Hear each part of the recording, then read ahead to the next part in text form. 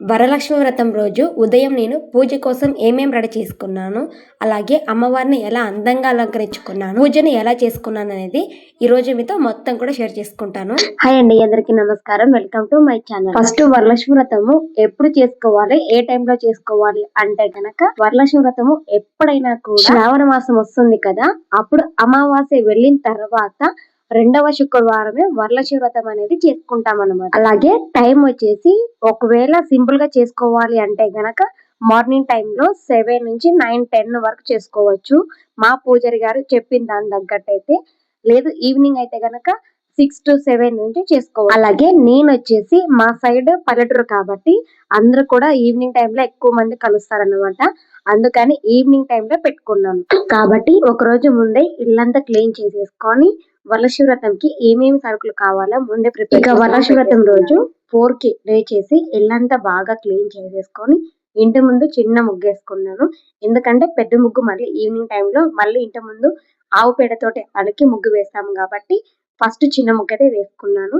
తర్వాత మా ఆయన ఇంట్లో పూజ అయితే కంప్లీట్ చేసేసారు. తర్వాత నేను ఇక్కడ నైవేద్యం ప్రిపేర్ చేయాలి కాబట్టి ఇది మనకు పొయ్యితో సమానం కాబట్టి ఖచ్చితంగా పూజ చేసుకోవాలి. అందుకని ఎప్పుడు శనివారం కానీ సోమవారం కానీ ఇలాగా నేను మొత్తం కూడా క్లీన్ చేసేసుకొని ఇక్కడ బొట్లయితే పెట్టుకుంటాను. అది ఎప్పుడు నేను పూజ ఏ పండుగలు చేసినా కూడా ఖచ్చితంగా ఫాలో అవుతాను. అలాగే మనం పూజకు వచ్చేసి ఏమేమి నైవేద్యాలు పెట్టాలి అంటే గనక ఒకవేళ మనకు ఓపిక ఉంటే ఒక 5 రకాలు కానీ 9 రకాలు కూడా చేసుకోవచ్చు. అలాగే ఫస్ట్ వచ్చేసి నైవేద్యానికి ఏమేమి పెట్టాలి అంటే గనక ఫస్ట్ బెల్లం అన్నం కంపల్సరిగా పెట్టాలంట పూజారి గారు చెప్పినది. తర్వాత బొబ్బట్లు, కుడుములు, అలాగే రవ్వ లడ్డు, శనగలు ఇవన్నీ పెట్టచ్చు. ఒకవేళ ఇంకా టైం ఉంటే మనం చేసుకోవచ్చు. అలాగే నేను వచ్చేసి మా ఫ్యామిలీ మెంబర్స్ ఎక్కువగానే వస్తున్నారు కాబట్టి నేను బొబ్బట్లు అయితే ప్రిపేర్ చేస్తున్నాను. బొబ్బట్లు, కుడుములు ఎక్కువగా చేసుకుంటున్నాను.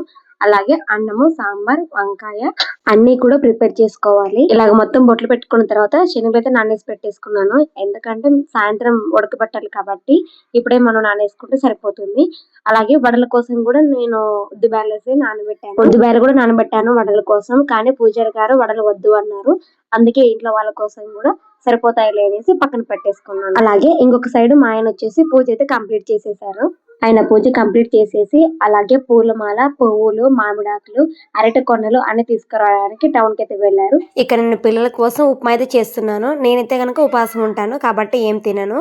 కనీసం పిల్లలకైనా చేయాలి కాబట్టి పిల్లల కోసం అయితే ఉప్మా ప్రిపేర్ చేస్తున్నాను. అలాగే నేను వచ్చేసి మధ్యాహ్నం ఒక్క టైంలో మాత్రమే పాలు తాగుతాను. పాలు తాగిన తర్వాత పూజ అయ్యేంత వరకు కూడా ఏం తినను. పూజ అయిన తర్వాత ప్రసాదం ఉంటుంది కదా, ప్రసాదం తినేసి ఇంకా భోజనం అయితే చేస్తాను. అలాగే వరలక్ష్మి వ్రతం వచ్చేసి నేను 4 years నుంచి చేస్తున్నాను.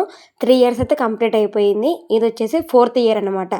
4 ఏళ్ళు అవుతుంది నేను చేయబట్టి వ్రతము. అలాగే ఇక్కడ మీకు 4 years ఇమేజెస్ కూడా ఇక్కడ డిస్ప్లే చేస్తాను చూడండి. ఈ విధంగా ఫస్ట్ ఇయర్ నార్మల్ గా సింపుల్ గా చేసుకున్నాను. తర్వాత ఇంకొంచెం పెంచాను.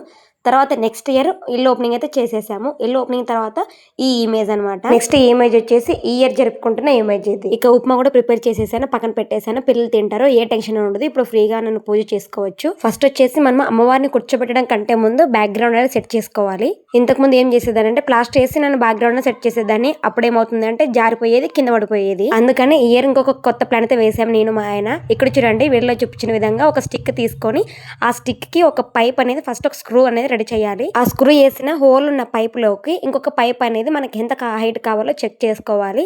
సేమ్ అలాంటిదే ఇంకొక ఆపోజిట్ లో కూడా సేమ్ అలాంటిదే పెట్టేసుకొని వాటికి ఎల్ అనేది అటాచ్ చేయాలి. చూడండి మా ఆయన చేశాడు కదా ఎల్ టీ అనేది. ఆ ఎల్ వేసుకొని దానికి అటు సైడ్ ఇటు సైడ్ ఎల్ వేసిన తర్వాత దానికి మళ్ళీ మనకు ఎంత వెడల్పు కావాలి అనేసి పెట్టేసుకొని ఇంకొక పైప్ అనేది పై వైపు జాయింట్ చేసుకుంటే సరిపోతుంది. ఇలాగా మనము బ్యాక్గ్రౌండ్ అనేది ఈజీగా సెట్ చేసుకోవచ్చు. అది కూడా మనకు ఉన్నంతలోన వేలు పెట్టి మన బ్యాక్ డ్రాప్ అనేది కొనాల్సిన అవసరం లేదు. ఒకవేళ కొనుక్కోవాలనుకుంటే కొనుక్కోవచ్చు. ఓకేనా, చూడండి ఇప్పుడు దానిపైన బ్యాక్గ్రౌండ్ మన క్లాత్ ఉంటే కనుక వేసుకోండి, లేదంటే శారీ అట్లాంటిది కూడా వేసుకోవచ్చు. అలాగే ఈ హ్యాంగింగ్ వచ్చేసి ఈ ఇయర్ తీసుకున్నాను. అలాగే లైట్స్ కూడా తీసుకున్నాను ఈ ఇయర్ కొత్తవి ఇవి. ఈ తోరణం అయితే కనుక ఇంతకు ముందు ఇయర్ తీసుకున్నాను, అదే ఇప్పుడు కూడా యూజ్ చేస్తున్నాను. అలాగే ఈ హ్యాంగింగ్ వచ్చి మనకు పొడవు ఎక్కువ ఉంది కాబట్టి మనం లేయర్స్ లాగా వేసుకోవాలి. లేయర్స్ లాగా వేయాలి అంటే కనుక ఫస్ట్ మిడిల్ ఏదో మనం సెట్ చేసుకొని మిడిల్లో కరెక్ట్గా పెట్టుకుంటే కనుక సైడ్కి మనం ఎంతైనా వదులుకోవచ్చు. చూడండి ఈ విధంగా. అలాగే క్లాత్కి ఎలా సెట్ చేయాలో తెలియక ఇక్కడ నేను థ్రెడ్ తోటి ఫస్ట్ సూదికి దారం ఎక్కించుకొని మనకి హ్యాంగింగ్ లాగా ఉంటాయి కదా రౌండ్వి, వాటిలోకి ఇలాగ పెట్టేసుకొని సెట్ చేసుకున్నాను అనమాట. అంటే గుచ్చుకున్నాను. కుచ్చేసుకొని ముడి వేసుకున్నాను అటు సైడ్ ఇటు సైడ్.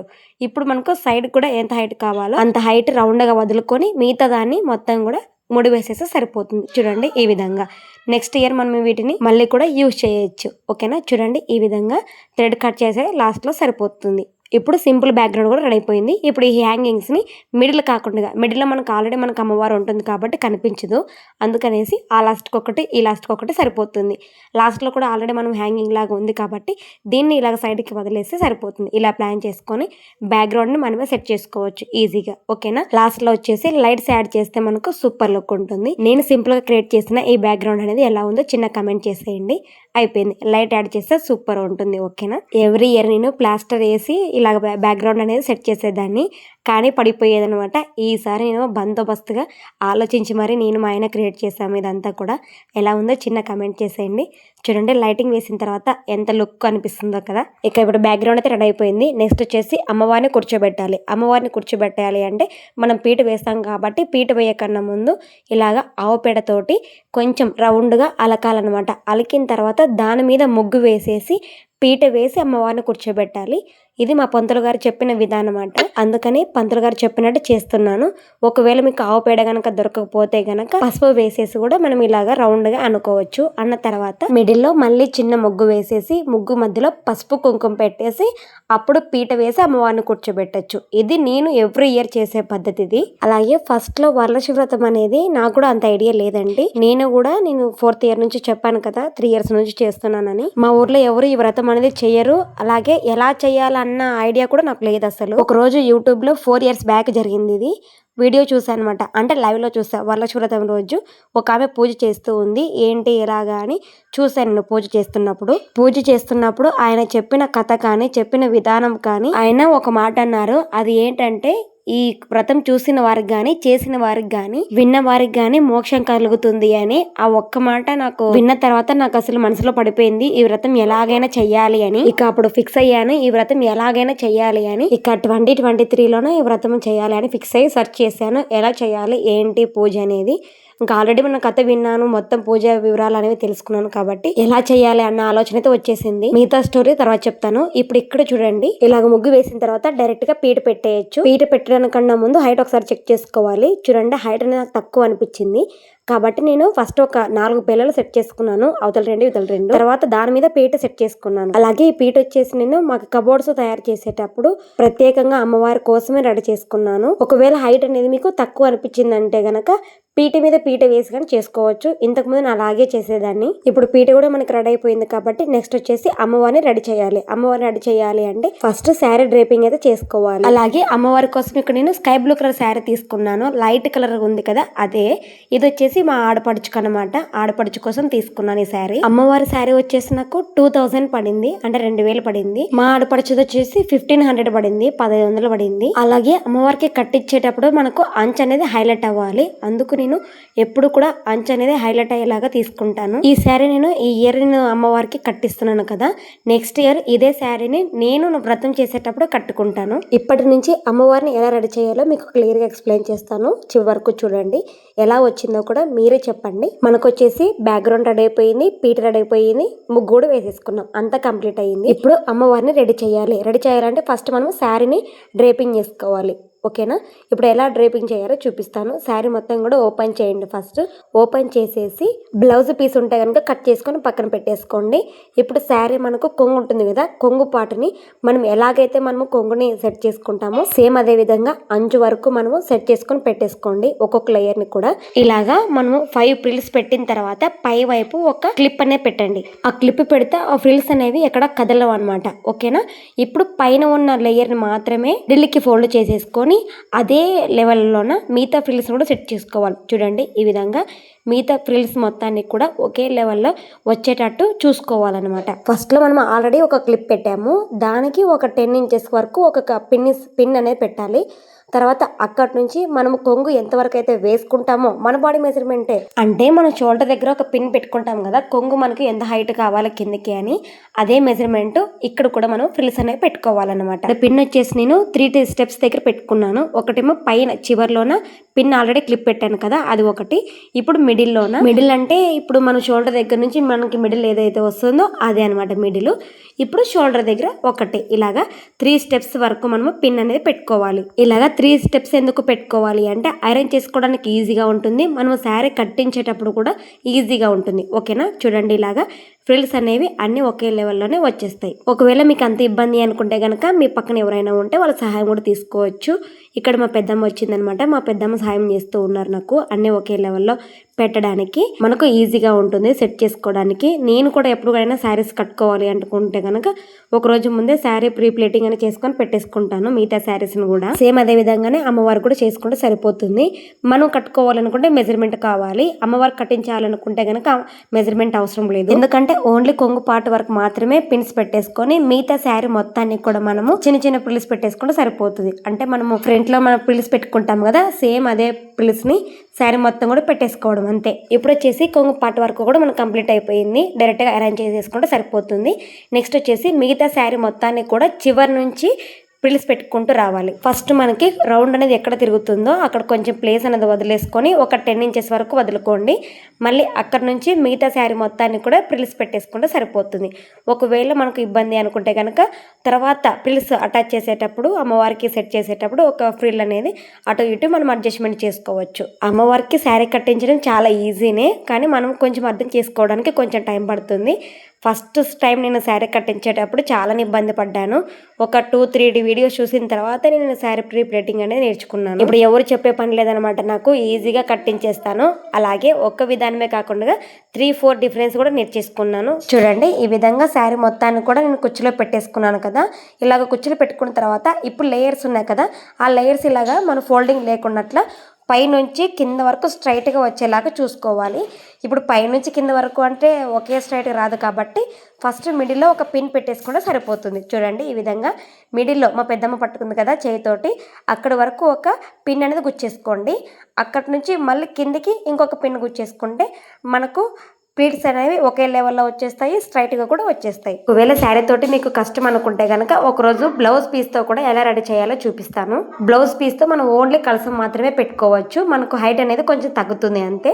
శారీ తోటి అయితే కనుక కొంచెం హైట్ అనేది ఎక్కువగా ఉంటుంది. చూడండి మనం మిడిల్లో ఒక పిన్ పెట్టిన తర్వాత మనకి ఎంత ఈజీగా అనిపించింది కదా, ఇలాగన్నట్టు మనము శారీ అనేది కట్టించేటప్పుడు కూడా మనకు కంఫర్టబుల్గా ఉంటుంది, ఈజీగా ఉంటుంది. అలాగే ప్రిల్స్ అనేవి ఎక్కడ కదలవన్నమాట. చూడండి ఈ విధంగా మొత్తం కూడా ప్రిల్స్ పెట్టేసుకోను కదా. ఇప్పుడు ఒక్కసారి ఐరన్ చేసేసుకుంటే సరిపోతుంది. ఇలాగ ఐరన్ చేసుకోవడం వల్ల మనకు శారీ అనేది కొంచెం అణిగుతుంది అనమాట. అప్పుడు మనకు కట్టించిన తర్వాత కూడా లుక్ అనేది చాలా బాగుంటుంది. అసలు ప్లీట్స్ అనేది మనం బాగా సెట్ చేసాం కాబట్టి కట్టించిన తర్వాత లుక్ అనేది ఒక్కొక్క ప్లీట్ కూడా క్లియర్ గా మనకు ఆ ప్లీట్స్ అనేవి కనిపిస్తాయి, చాలా బాగా ఉంటుంది. అలాగే ఐరన్ చేసేటప్పుడు కొంచెం జాగ్రత్తగా చేసుకోండి, ఎందుకంటే కొంచెం హీట్ ఎక్కువైందంటే గనక శారీ అనేది హోల్స్ పడుతుంది కాబట్టి జాగ్రత్తగా చేసుకోండి.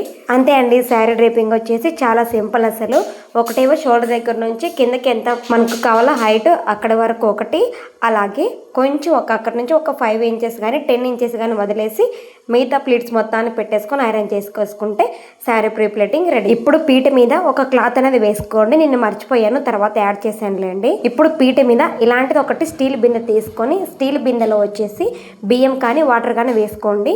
నేనైతే బియ్యమే వేస్తాను, ఎందుకంటే మనం వాటర్ పోస్తే గనక శారీ అనేది తడిచిపోతుంది కాబట్టి. పసుపు కుంకుమ వేసిన తర్వాత శారీని చూడండి పై వైపు రైట్ సైడ్ ఏదైతే ఉంటుందో ఆ కుచ్చులు మొత్తాన్ని కూడా పై వైపు పెట్టేసేయండి. ఇప్పుడు శారీ అంచు ఉంటుంది కదా, ఆ అంచు వచ్చేసి పీట కిందకి పడినట్టుగా ఉండాలి. చూడండి ఈ విధంగా కిందకే ఉండాలి, పీట కిందకు ఉండాలి. ఇప్పుడు మిడిల్ నుంచి మిగతా క్లాత్ మొత్తాన్ని కూడా 2 లేయర్ అంటే రెండవ లేయర్ అన్ని కూడా ఇలాగా అంచు ఒక 5 ఇంచెస్ పైకి వేసేసుకోండి. అంటే ఇక్కడ నేను అమ్మవారికి 2 స్టెప్స్ వచ్చేలాగా నేను ఇక్కడ శారీ అనేది కడుతున్నాను అనమాట.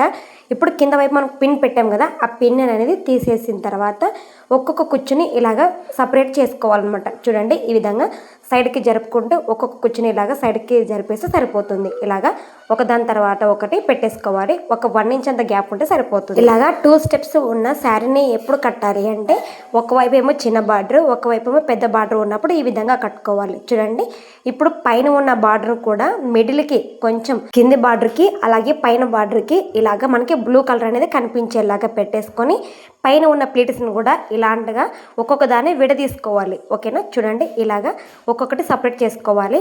అది కూడా మొత్తం చుట్టూ కూడా మనం కుచ్చులు పెట్టుకోవాల్సిన అవసరం లేదు. ఓన్లీ బిందెకి హాఫ్ వర్క్ మాత్రమే పెట్టేసుకుంటే సరిపోతుంది. చూడండి ఇలాగనమాట. ఇంతకు ముందు నేను మీకు శారీ డ్రేపింగ్ చేసేటప్పుడు మిడిల్లో ఒక పిన్నిస్ పెట్టాలని చెప్పాను కదా, ఆ పిన్ అనేది ఇప్పుడు మనకు ఉపయోగపడుతుంది అనమాట. అంటే మనకి కుచ్చులన్నీ కూడా ఒకే లెవెల్లో రావడానికి కారణం వచ్చేసి మిడిల్లో పిన్ను. కుచ్చులు అనేవి ఎక్కడ కదలవు అనమాట. ఒకవేళ కదిలినా కూడా తప్పైనా కూడా పై వైపు కుచ్చులు పెట్టేసుకుంటే మనకు కింద వైపు ఆటోమేటిక్గా వచ్చేస్తాయి, మధ్యలో పిన్ ఉంటుంది కాబట్టి. ఓకేనా, ఇప్పుడు ఇలా సెట్ చేసుకున్న తర్వాత పై వైపు కింద బిందె కంటే పైన బిందె ఇంకో కొంచెం చిన్నదిగా తీసుకొని చిన్నదాని తర్వాత మిడిల్లో ఇలాగా ఒకటి స్టిక్ అనేది పెట్టాలి. స్టిక్ అయినా పెట్టచ్చు, లేదంటే స్కేల్ అయినా కూడా పెట్టచ్చు, అది మీ ఇష్టము. నేనైతే ఇక్కడ స్టిక్ అనేది యూజ్ చేస్తున్నాను. చూడండి, మిడిల్కి పెట్టేసుకొని అటు సైడ్ ఇటు సైడ్ ఒకే లెవెల్లో ఉండేలాగా చూసుకోవాలి. ఇప్పుడు దాని చుట్టూ స్టిక్ అనేది ఎక్కడ కదలకుండా థ్రెడ్ అనేది చుట్టాలన్నమాట. చుట్టూ కూడా చూడండి ఇలాగా థ్రెడ్ అనేది గట్టిగా చుట్టుకోవాలి, అది గుర్తుపెట్టుకోండి. తర్వాత ఆ స్టిక్ అనేది వెనక వైపుకు ఉండేలాగా సెట్ చేసుకోవాలి. ఓకేనా, ఫ్రంట్కి పెట్టకండి, బ్యాక్ సైడ్కే ఉండేలాగా సెట్ చేసుకోండి.